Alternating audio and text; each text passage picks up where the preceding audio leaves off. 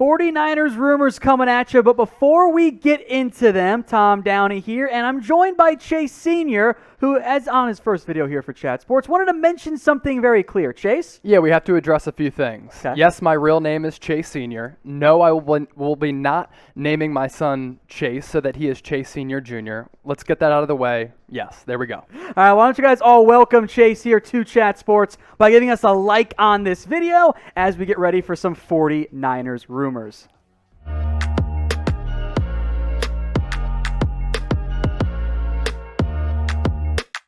The future of Trent Williams, the number one story around the 49ers right now, and potentially soon to be former Niners cornerback offering in some input here. Here's what he had to say on Trent Williams when asked about it on the Chris Collinsworth podcast. I've got him staying in San Francisco for the faithful. I think he makes you guys happy for another 5-6 years and gets his gold jacket and decides whether he wants it in Washington or San Francisco. Now, when Trent Williams heard that, he chimed in. That's not a bad take. You all are barking up the right tree. I think Kyle's system kind of puts me on display a little bit more than a lot of the other systems, which seems pretty significant, Chase, as we get ready to see what ends up happening with Trent moving forward. Yeah, no doubt. I think that is very telling. Trent Williams is a guy who's one of the most sought-after left tackles on the market. He's going to be able to go anywhere and receive somewhere in the neighborhood of $18 to $22 million. So for him to say you're barking up the right tree, I think that might indicate that Trent Williams and the 49ers are on the same page. So make your predictions for us, folks. Is Trent Williams to the Niners a done deal or at least close to it? Y for yes or N for no? Chase, make your prediction. Y or N? I think Trent Williams does return to San Francisco. All right, get your votes in, folks. Y for yes, N for no. Now, you mentioned the market there, Chase, and the market for left tackles, especially in recent years, has very much exploded from a cost perspective. It has, yeah, and because a lot of people have realized how important the left tackle position is, and you've talked a lot about the Dak Prescott contract and how the number figure will increase for quarterbacks moving forward. That's what's happened to the left tackle market. So you look at some of those contracts, Trent Williams is going to receive something like that. Some 49ers fans might be a little bit hesitant to possibly give Trent Williams $18 to $22 million, but he's still worth it at this point of his career, even though he's going to be 33 years old this upcoming season. Does the age give you any concern at all, given that he is already set to be 33? It doesn't. It really doesn't, because we've seen left tackles age well. Look at guys like Andrew Whitworth. Look at guys like Jason Peters, two potential future Hall of Famers who are still playing in their mid to late 30s. I think Trent Williams, who's an uber athlete, who's light on his feet, has great footwork, I think he's going to age well as his career progresses. Now, it'll definitely be an expensive contract, whoever ends up paying Trent. But if for the Niners, from a need perspective, you look at the left tackles behind him and not necessarily the best options out there. So make your predictions for us in the comments section. Will Trent Williams get $20 million a year? Type in O for over, or you can type in U for under. Where are you going here, Chase?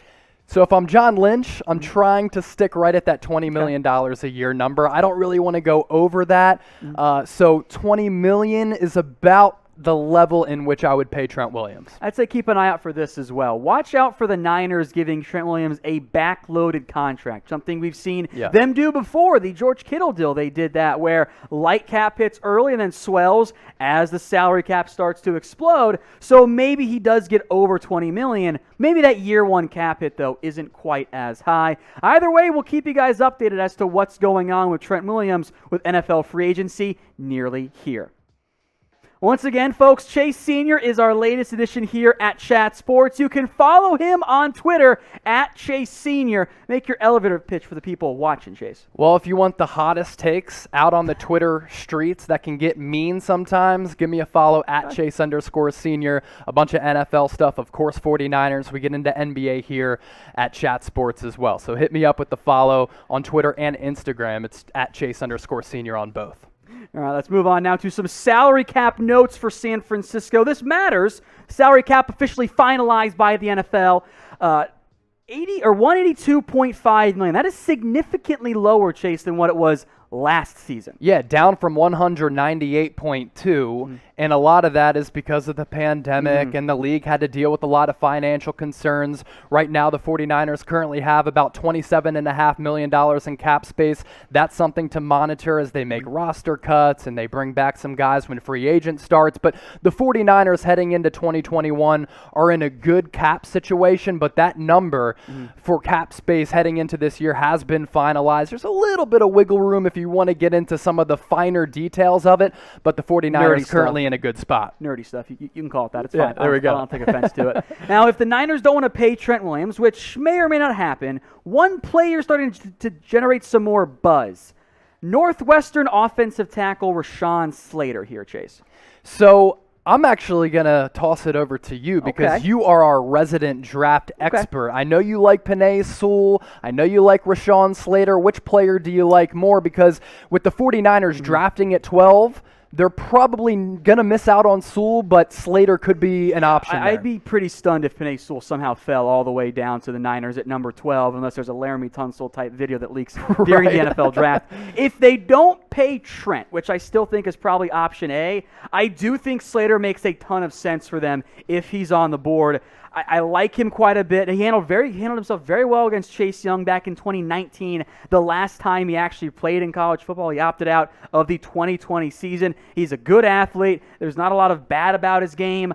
I like to group my offensive linemen in two ways. They are either maulers or shielders. Maulers are those run-blocking guys that will run over you, play with a lot of meanness and power, and they win with that strength. Shielders, at least for me, they do a better job of being able to redirect you and adjust you, and they're better in, for example, say a zone scheme, which happens to fit really well with San Francisco.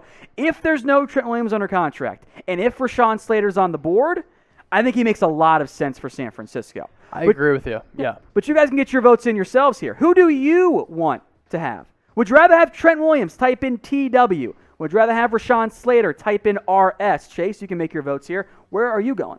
So I'd actually go with Trent Williams, but if you're sitting at home, wherever you're watching this, saying, you know what, Trent Williams is going to be 33 this upcoming season, let's go with a younger and much cheaper option, especially given the fact that we just talked about Trent Williams' possible contract situation. Let's go with a younger, cheaper option in Rashawn Slater.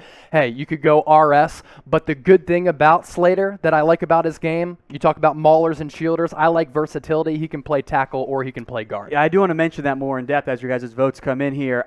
I view Slater as a left tackle. I think that is a spot he can play in the NFL. And I know the NFL loves to do this. Oh, yeah, he's a good tackle. He could be a great guard. You know what there's a lack of in the NFL? Good tackles. Yes. Stop trying to take all these tackles and play him at guard. He's my number 2 tackle behind only Penei Sewell. So if Williams is not on this roster at the NFL draft, I think Slater makes a ton of sense for the San Francisco 49ers. More rumors and some trade talk, potentially, around San Francisco. Sam Darnold here, Chase, as Albert Breer says 3 teams to watch out for a potential trade. The 49ers, Washington, and the Chicago Bears. This is something really interesting to monitor, and I think the Deshaun Watson saga in Houston is really going to serve as a domino effect in the National Football League. If he gets traded, then you might see a team like San Francisco inquire about the services of Sam Darnold. But the risk here is that if San Francisco tries to bring in, and they do trade for Sam Darnold, and then Deshaun Watson gets traded a day later, they're sitting in the facility saying, oh my gosh, we gave up all of these assets and we got the lesser quarterback. That's not good. But when you look at Sam Darnold as a player, it would be a dream scenario if you can't land Deshaun Watson for the San Francisco 49ers to target and bring in a guy like Sam Darnold. So this is what I like to do with quarterbacks. A quarterback's landing destination is just as important as their skill set. Agreed. And I kind of make this comparison. If you take a child and he is in a household with bad parental figures and they don't give him any emotional support, they don't provide him with any stability, they don't hold him accountable, and he's constantly getting in trouble because he's not in a structured environment, chances are that kid as an adult not going to be a successful human being. It's the same thing with quarterbacks. So we're doing the nature-nurture argument. Exactly right. So Sam Darnold coming out of USC had all of the traits that you look for in a starting quarterback. But where did he go? He went to a dysfunctional organization, but he also was led by a coach in Adam Gase who is absolutely terrible, and his game slipped off and fell off a cliff because of that surrounding environment. All right, so I think I know where you're going with this here. Before we get Chase's opinion, though, I want you guys to chime in for us. Pick a quarterback. Who would you rather have? Type JG for Jimmy Garoppolo or type in SD for Sam Darnold. Get your votes in for me in the comments section. You going SD, Chase? I'm going SD. And for the San Francisco 49ers, the biggest problem, the biggest issue, the biggest glaring need for this franchise looking ahead is the quarterback position. Look, when Jimmy Garoppolo has been able to stay on the field, the 49ers have won a lot of games. The problem with that, of the last 42 games, he's only been healthy for 25. And Tom, you know that saying, the best ability is availability, and Jimmy Garoppolo hasn't been available. So Sam Darnold, from an athletic trait standpoint, from what you look for in a quarterback, I think he has all of the necessary skills for Kyle Shanahan's offense. Mobile, athletic, big, strong arm. I think that if he paired up with Kyle Shanahan, they'd cause a lot of trouble. All right, folks, keep those votes coming, JG or SD. If you haven't already, by the way, make sure to hit that big red button and subscribe, because we're going to keep you guys covered all offseason and, of course, beyond with all of the latest 49ers news, rumors about trades, free agency, the NFL draft. This is going to be your one-stop shop. So if you're a true 49ers fan, hit that big red button and subscribe today. More quarterback talk then, Chase. Nick Mullens sounds like he's done, or at least potentially could be done, in San Francisco.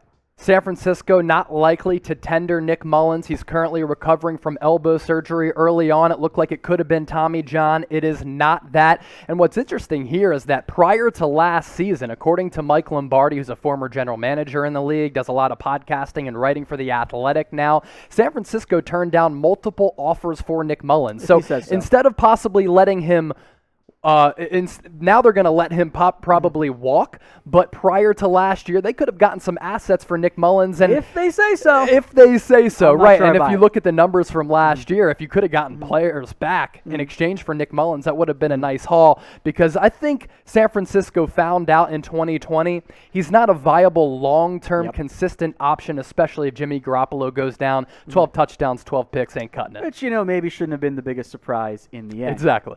Let's go to a former 49er who maybe could make a return. How about Emmanuel Sanders, just released by the New Orleans Saints? Could he return to the Bay Area, Chase? I think he could, and this came as a surprise when we found out on Twitter that Emmanuel Sanders was released by New Orleans after a single season. What you have to look for here is that the 49ers are in need of a number 3 wide receiver behind Deebo Samuel and Brandon Ayuk. If they let Kendrick Bourne go, who figures to demand a decent salary this upcoming season and in future years, then Emmanuel Sanders could be a solid option for this team. And of course, he was with San Francisco when they made it to the Super Bowl, when they fell to the Kansas City Chiefs 2 years ago. And it's not like, even though this guy is on the back 9 of his career, that he can't play anymore, because last year he was good. And in 2019 with San Francisco, he put up solid numbers in only 10 games, 53 targets, 36 receptions, more than 500 yards. He can still be a playmaking option for San Francisco. And Kyle Shanahan did say last year, prior to Emmanuel Sanders leaving, that was one of the toughest decisions that they had to make, to let him walk, because they really wanted to bring him back. But when you look at the 49ers offense, if you put him in the slot, he could cause a lot of havoc towards opposing defenses. So let's discuss then what you guys want. Do you want to bring back Emmanuel Sanders? 1 for yes or 2 for no? Make sure to scroll on down to the comments and get your votes in right now. Let's talk comp picks then, Chase, because there's some confusion going on out there thanks to the NFL not knowing their own rules. Explain. Comp pick day. What an exciting day it is when comp picks get awarded to all of these teams. So originally, the NFL gave the 49ers back-to-back third-round picks this year. I think it was 101 and 102. They realized that they made that mistake. That latter third-round pick actually moves to next year. And this is all because of that new minority rule, because Robert Saleh got the job with the New York Jets. The 49ers assistant GM is now the GM in Washington. And that's a new rule that awards teams comp picks. So to clear the confusion, it is not 2 third-round picks in 2021. It's 1 this year and 1 next year. I'm sure everybody was seeing that on Twitter, and they're like, how did they get back-to-back third-round picks? That is not the case. Fairly confusing. Also, fun little note, by the way, that other comp pick, that 5th rounder, from the Emmanuel Sanders loss in free agency. So funny how that all ties in there. If you guys made it this far in the video, thank you all so much. And if you haven't already, as a reminder, make sure to like today's video to welcome Chase to Chat Sports.